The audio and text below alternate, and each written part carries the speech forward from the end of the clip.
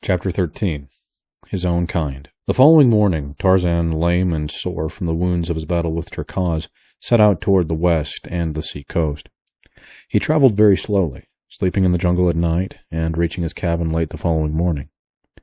For several days he moved about but little, only enough to gather what fruits and nuts he required to satisfy the demands of hunger. In 10 days he was quite sound again, except for a terrible half-healed scar which, starting above his left eye, ran across the top of his head, ending at the right ear. It was the mark left by Terkoz when he had torn the scalp away. During his convalescence, Tarzan tried to fashion a mantle from the skin of Sabor, which had lain all this time in the cabin, but he found the hide had dried as stiff as a board, and as he knew not of tanning, he was forced to abandon his cherished plan. Then he determined to filch what few garments he could from one of the black men of Mbanga's village. For Tarzan of the Apes had decided to mark his evolution from the lower orders in every possible manner, and nothing seemed to him a more distinguishing badge of manhood than ornaments and clothing. To this end, therefore, he collected the various arm and leg ornaments he had taken from the black warriors, who had succumbed to his swift and silent noose, and donned them all after the way he had seen them worn. About his neck hung the golden chain, from which depended the diamond-encrusted locket of his mother, the Lady Alice. At his back was a quiver of arrows slung from a leathern shoulder belt, another piece of loot from some vanquished black. About his waist was a belt of tiny strips of rawhide, fashioned by himself as a support for the homemade scabbard in which hung his father's hunting knife. The long bow, which had been Kulonga's, hung over his shoulder.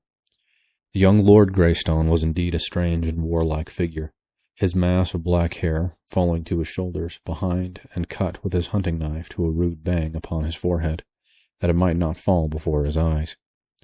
His straight and perfect figure, muscled as the best of the ancient Roman gladiators must have been muscled, and yet with the soft and sinuous curves of a Greek god, told at a glance the wondrous combination of enormous strength with suppleness and speed. A personification was Tarzan of the Apes, of the primitive man, the hunter, the warrior. With the noble poise of his handsome head upon those broad shoulders, and the fire of life and intelligence in those fine, clear eyes, he might readily have typified some demigod of a wild and warlike bygone people of his ancient forest. But of these things Tarzan did not think. He was worried because he had not clothing to indicate to all the jungle folks that he was a man and not an ape, and grave doubt often entered his mind as to whether he might not yet become an ape. Was not hair commencing to grow upon his face? All the apes had hair upon their faces, but the black men were entirely hairless with very few exceptions. True, he had seen pictures in his books of men with great masses of hair upon lip and cheek and chin, but nevertheless Tarzan was afraid. Almost daily he whetted his keen knife and scraped and whittled at his young beard to eradicate this degrading emblem of apehood. And so he learned to shave, rudely and painfully, it is true, but nevertheless effectively. When he felt quite strong again, after his bloody battle with Terkoz, Tarzan set off one morning towards Mbanga's village. He was moving carelessly along a winding jungle trail, instead of making his progress through the trees, when suddenly he came face to face with a black warrior. The look of surprise on the savage face was almost comical, and before Tarzan could unsling his bow, the fellow had turned and fled down the path, crying out in alarm, as though to others before him. Tarzan took to the trees in pursuit, and in a few moments came in view of the men desperately striving to escape. There were 3 of them, and they were racing madly in single file through the dense undergrowth. Tarzan easily distanced them, nor did they see his silent passage above their heads, nor note the crouching figure squatting upon a low branch ahead of them, beneath which the trail led them. Tarzan let the first 2 pass beneath him, but as the third came swiftly on, the quiet noose dropped about the black's throat. A quick jerk drew it taut. There was an agonized scream from the victim, and his fellows turned to see his struggling body rise as by magic, slowly into the dense foliage of the trees above. With frightened shrieks they wheeled once more and plunged on in their efforts to escape. Tarzan dispatched his prisoner quickly and silently, removing the weapons and ornaments, and, oh, the greatest joy of all, a handsome deerskin breechcloth, which he quickly transferred to his own person. Now indeed was he dressed as a man should be, None there was who could now doubt his high origin. How he should have liked to have returned to the tribe to parade before their envious gaze this wondrous finery. Taking the body across his shoulder, he moved more slowly through the trees toward the little palisaded village, for he again needed arrows. As he approached quite close to the enclosure, he saw an excited group surrounding the two fugitives, who, trembling with fright and exhaustion, were scarce able to recount the uncanny details of their adventure. Morando, they said, who had been ahead of them a short distance, had suddenly come screaming toward them, crying that a terrible white and naked warrior was pursuing him. The three of them had hurried toward the village as rapidly as their legs would carry him. Again, Morando's shrill cry of mortal terror had caused them to look back, and there they had seen the most horrible sight, their companion's body flying upwards into the trees, his arms and legs beating the air and his tongue protruding from his open mouth. No other sound did he utter, nor was there any creature in sight about him. The villagers were worked up into a state of fear bordering on panic. The wise old Mbonga affected to feel considerable skepticism regarding the tale, and attributed the whole fabrication to their fright in the face of some real danger. "You tell us this great story," he said, "because you do not dare to speak the truth. You do not dare to admit that when the lion sprang upon Morando, you ran away and left him. You are cowards." Scarcely had Mbonga ceased speaking when a great crashing of branches in the trees above them caused the blacks to look up in renewed terror. The sight that met their eyes made even wise old Mbonga shudder, for there, turning and twisting in the air, came the dead body of Morando, to sprawl with a sickening reverberation upon the ground at their feet. With one accord the blacks took to their heels, nor did they stop until the last of them was lost in the dense shadows of the surrounding jungle. Again Tarzan came down into the village and renewed his supply of arrows, and ate of the offering of food which the blacks had made to appease his wrath. Before he left, he carried the body of Morando to the gate of the village, and propped it up against the palisade in such a way that the dead face seemed to be peering around the edge of the gate-post, down the path which led to the jungle. Then Tarzan returned, hunting, always hunting, to the cabin by the beach. It took a dozen attempts on the part of the thoroughly frightened blacks to re-enter their village, past the horrible and grinning face of their dead fellow, and when they found the food and arrows gone, they knew what they had only too well feared, that Morando had seen the evil spirit of the jungle. That now seemed to them the logical explanation. Only those who saw this terrible god of the jungle died. For was it not true that none left alive in the village had ever seen him? Therefore those who had died at his hands must have seen him and paid the penalty with their lives. As long as they supplied him with arrows and food, he would not harm them, unless they looked upon him. So it was ordered that Mbonga, that in addition to the food offering, there should also be laid out an offering of arrows for this Munan Gokiwati, and this was done from then on. If you ever chance to pass that far-off African village, you will still see before a tiny thatched hut, built just without the village, a little iron pot in which is a quantity of food, and beside it a quiver of well-daubed arrows. When Tarzan came in sight of the beach, where stood his cabin, a strange and unusual spectacle met his vision. On the placid waters of the landlocked harbor floated a great ship, and on the beach a small boat was drawn up. But most wonderful of all, a number of white men like himself were moving about between the beach and his cabin. Tarzan saw that in many ways they were like the men of his picture books. He crept closer through the trees until he was quite close above them. There were 10 men, swarthy, sun-tanned, villainous-looking fellows. Now they had congregated by the boat and were talking in loud, angry tones with much gesticulating and shaking of fists. Presently, one of them, a little mean-faced, black-bearded fellow, with a countenance which reminded Tarzan of Pamba, the rat, laid his hand upon the shoulder of a giant who stood next to him, and with whom all the others had been arguing and quarreling. The little man pointed inland, so that the giant was forced to turn away from the others to look in the direction indicated. As he turned, the little mean-faced man drew a revolver from his belt and shot the giant in the back. The big fellow threw his hands above his head, his knees bent beneath him, and without a sound he tumbled forward upon the beach, dead. The report of the weapon, the first that Tarzan had ever heard, filled him with wonderment. but even this unaccustomed sound could not startle his healthy nerves into even a semblance of panic. The conduct of the white strangers it was that caused him the greatest perturbation. He puckered his brows into a frown of deep thought. It was well, thought he, that he had not given way to his first impulse to rush forward and greet these white men as brothers. They were evidently no different from the black men, no more civilized than the apes, no less cruel than Sabor. For a moment the others stood looking at the little mean-faced man and the giant lying dead upon the beach. Then one of them laughed and slapped the little man upon the back. There was much more talk and gesticulating, but less quarreling. Presently they launched the boat and all jumped into it and rowed away toward the great ship, where Tarzan could see other figures moving about upon the deck. When they had clambered aboard, Tarzan dropped to earth behind a great tree and crept to his cabin, keeping it always between himself and the ship. Slipping in at the door, he found that everything had been ransacked. His books and pencils strewed the floor, his weapons and shields and other little stores of treasures were littered about. As he saw what had been done, a great wave of anger surged through him, and the new-made scar upon his forehead stood suddenly out, a bar of inflamed crimson against his tawny hide. Quickly he ran to the cupboard and searched in the far recess of the lower shelf. Ah! He breathed a sigh of relief as he drew out the little tin box, and, opening it, found his greatest treasures undisturbed. The photograph of the smiling, strong-faced young man and the little black puzzle book were safe. What was that? His quick ear had caught a faint but unfamiliar sound. Running to the window, Tarzan looked toward the harbor, and there he saw that a boat was being lowered from the great ship beside the one already in the water.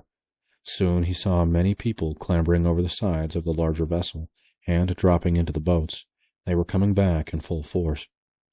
For a moment longer Tarzan watched, while a number of boxes and bundles were lowered into the waiting boats. Then, as they shoved off from the ship's side, the ape-man snatched up a piece of paper, and with a pencil, printed on it for a few moments until it bore several lines of strong, well-made, almost letter-perfect characters. This notice he stuck upon the door with a small sharp splinter of wood. Then, gathering up his precious tin box, his arrows, and as many bows and spears as he could carry, he hastened through the door and disappeared into the forest. When the two boats were beached upon the silvery sand, it was a strange assortment of humanity that clambered ashore. Some 20 souls in all there were, 15 of them rough and villainous-appearing seamen. The others of the party were of different stamp. One was an elderly man, with white hair and large-rimmed spectacles. His slightly stooped shoulders were draped in an ill-fitting, though immaculate frock coat, and a shiny silk hat added to the incongruity of his garb in an African jungle. The second member of the party to land was a tall young man in white ducks, while directly behind came another elderly man with a very high forehead and a fussy, excitable manner. After these came a huge negress, clothed like Solomon as to colors. Her great eyes rolled in evident horror, first toward the jungle and then toward the cursing band of sailors who were removing the bales and boxes from the boats. The last member of the party to disembark was a girl of about 19, and it was the young man who stood at the boat's prow to lift her high and dry upon land. She gave him a brave and pretty smile of thanks, but no words passed between them. In silence the party advanced toward the cabin. It was evident that, whatever their intentions, all had been decided upon before they left the ship, and so they came to the door, the sailors carrying the boxes and bales, followed by the 5 who were of so different a class. The men put down their burdens, and then one caught sight of the notice which Tarzan had posted. "Ho, mates!" he cried. "What's here? This sign was not posted an hour ago, or I'll eat the cook." The others gathered about, craning their necks over the shoulders of those before them, but as few of them could read at all, and then only after the most laborious fashion. One finally turned to the little old man of the top hat and frock coat. "Hi, Professor," he called. "Step forward and read the bloomin's notice." Thus addressed, the old man came slowly to where the sailor stood, followed by the other members of his party. Adjusting his spectacles, he looked for a moment at the placard, and then, turning away, strode off, muttering to himself, "Most remarkable, most remarkable." "Hi, old fossil!" cried the man who had first called on him for assistance. Did you think we wanted of you to read the bloomin' notice to yourself? Come back here and read it out loud, you old barnacle." The old man stopped, turning back, said, "Oh, yes, my dear sir, 1,000 pardons. It was quite thoughtless of me. Yes, very thoughtless. Most remarkable, most remarkable." Again he faced the notice and read it through, and doubtless would have turned off again to ruminate upon it, had not the sailor grasped him roughly by the collar and howled into his ear, "Read it out loud, you blithering old idiot!"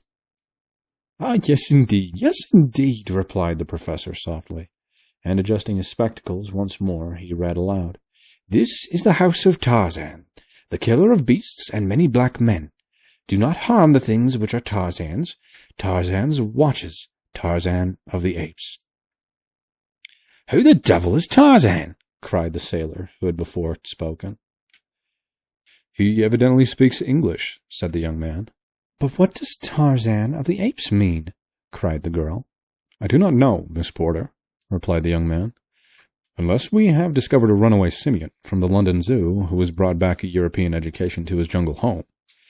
What do you make of it, Professor Porter?" he added, turning to the old man. Professor Archimedes Q. Porter adjusted his spectacles. "Ah, yes, indeed. Yes, indeed. Most remarkable," said the professor.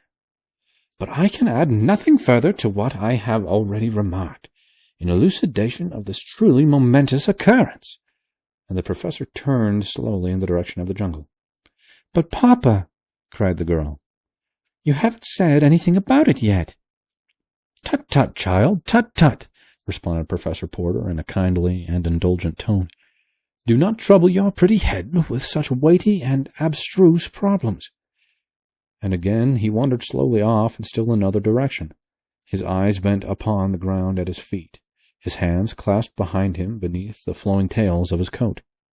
"I reckon the deafy old bounder don't know more than we do about it," growled the rat-faced sailor. "Keep a civil tongue in your head," cried the young man, his face pulled in anger at the insulting tone of the sailor. "You've murdered our officers and robbed us. We are absolutely in your power, but you'll treat Professor Porter and Miss Porter with respect, or I'll break that vile neck of yours with my bare hands, guns or no guns." And the young fellow stepped so close to the rat-faced sailor that the latter, though he bare 2 revolvers and a villainous-looking knife in his belt, slunk back abashed. "You damned coward!" cried the young man. "You'd never dare shoot a man until his back was turned. You don't dare shoot me even then." And he deliberately turned his back full upon the sailor and walked nonchalantly away as if to put him to the test. The sailor's hand crept slyly to the butt of one of his revolvers. His wicked eyes glared vengefully at the retreating form of the young Englishman. The gaze of his fellows was upon him, but still he hesitated. At heart he was even a greater coward than Mr. William Cecil Clayton had imagined. 2 keen eyes had watched every move of the party from the foliage of a nearby tree. Tarzan had seen the surprise caused by his notice, and while he could understand nothing of the spoken language of these strange people, their gestures and facial expressions told him much. The act of the little rat-faced sailor in killing one of his comrades had aroused a strong dislike in Tarzan, and now that he saw him quarreling with the fine-looking young man, his animosity was still further stirred. Tarzan had never seen the effects of a firearm before, though his books had taught him something of them. But when he saw the rat-faced one fingering the butt of his revolver, he thought of the scene he had witnessed so short a time before, and naturally expected to see the young man murdered as had been the huge sailor earlier in the day. So Tarzan fitted a poisoned arrow to his bow and drew a bead upon the rat-faced sailor, but the foliage was so thick that he soon saw the arrow would be deflected by the leaves or some small branch, and instead he launched a heavy spear from his lofty perch. Clayton had taken but a dozen steps. The rat-faced sailor had half drawn his revolver. The other sailors stood watching the scene intently. Professor Porter had already disappeared into the jungle, whither he was being followed by the fussy Samuel T. Philander, his secretary and assistant. Esmeralda, the negress, was busy sorting her mistress's baggage from the pile of bales and boxes beside the cabin, and Miss Porter had turned away to follow Clayton, when something caused her to turn again toward the sailor. And then 3 things happened almost simultaneously. The sailor jerked out his weapon and leveled it at Clayton's back. Miss Porter screamed a warning, and a long, metal-shod spear shot like a bolt from above and passed entirely through the right shoulder of the rat-faced man. The revolver exploded harmlessly in the air, and the seaman crumpled up with a scream of pain and terror.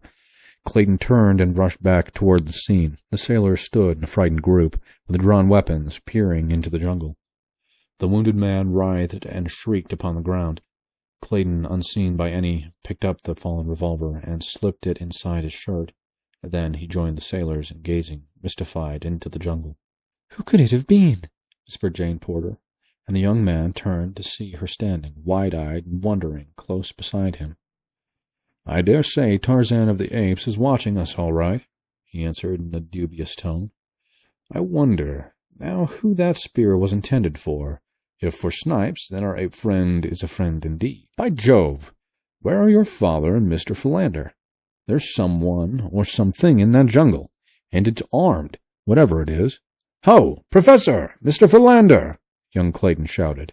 There was no response. What's to be done, Miss Porter? Continued the young man, his face clouded by a frown of worry and indecision.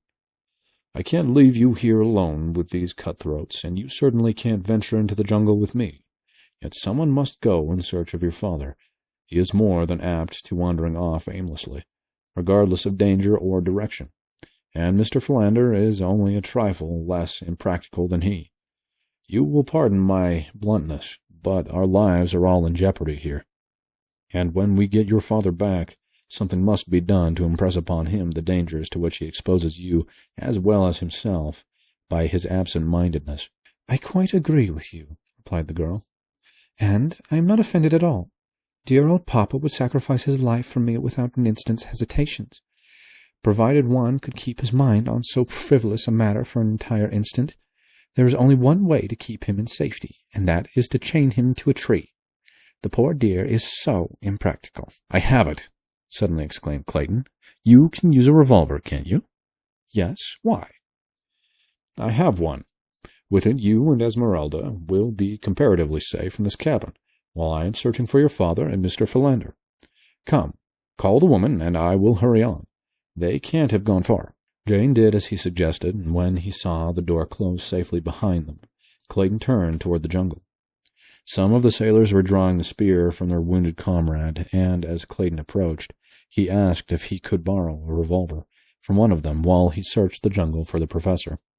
The rat-faced one, finding he was not dead, had regained his composure, and with a volley of oaths directed at Clayton, refused in the name of his fellows to allow the young man any firearms. This man, Snipes, had assumed the role of chief since he had killed their former leader, and so little time had elapsed that none of his companions had as yet questioned his authority. Clayton's only response was a shrug of the shoulders, but as he left them, he picked up the spear which had transfixed Snipes, and thus, primitively armed, the son of the then Lord Greystone strode into the dense jungle. Every few moments he called aloud the names of the wanderers. The watchers in the cabin by the beach heard the sound of his voice, growing even fainter and fainter, until at last it was swallowed up by the myriad noises of the primeval wood. When Professor Archimedes Q. Porter and his assistant Samuel T. Philander, after much insistence on the part of the latter, had finally turned their steps toward camp, they were as completely lost in the wild and tangled labyrinth of the matted jungle as two human beings well could be, though they did not know it. It was by the merest caprice of fortune that they headed toward the west coast of Africa instead of toward Zanzibar on the opposite side of the dark continent. When, in a short time, they reached the beach, only to find no camp in sight, Philander was positive that they were north of their proper destination, while, as a matter of fact, they were about 200 yards south of it. It never occurred to either of these impractical theorists to call aloud on the chance of attracting their friend's attention. Instead, with all the assurance that deductive reasoning from a wrong premise induces in one, Mr. Samuel T. Philander grasped Professor Archimedes Q. Porter firmly by the arm and hurried the weakly protesting old gentleman off in the direction of Cape Town, 1,500 miles to the south. When Jane and Esmeralda found themselves safely behind the cabin door, the negress's first thought was to barricade the portal from the inside. With this idea in mind, She turned to search for some means of putting it into execution, but her first view of the interior of the cabin brought a shriek of terror to her lips, and, like a frightened child, the huge woman ran to bury her face on her mistress's shoulder. Jane, turning at the cry, saw the cause of it lying prone upon the floor before them, the whitened skeleton of a man. A further glance revealed a second skeleton upon the bed. "What horrible place are we in?" murmured the awestruck girl, but there was no panic in her fright. At last, disengaging herself from the frantic clutch of the still shrieking Esmeralda, Jane crossed the room to look into the cradle, knowing what she should see there even before the tiny skeleton disclosed itself in all its pitiful and pathetic frailty. What an awful tragedy these poor mute bones proclaimed! The girl shuddered at the thought of the eventualities which might lie before herself and her friends in this ill-fated cabin, the haunt of mysterious, perhaps hostile beings. Quickly, with an impatient stamp of her little foot, she endeavored to shake off the gloomy forebodings, and turning to Esmeralda, bade her cease her wailing. "Stop, Esmeralda! Stop it this minute!" she cried. "You are only making things worse." She ended lamely, a little quiver in her voice as she thought of the 3 men upon whom she depended for protection, wandering the depth of that awful forest. Soon the girl found that the door was equipped with a heavy wooden bar upon the inside, and after several efforts the combined strength of the 2 enabled them to slip it into place, the first time in 20 years. Then they sat down upon a bench with their arms about one another and waited.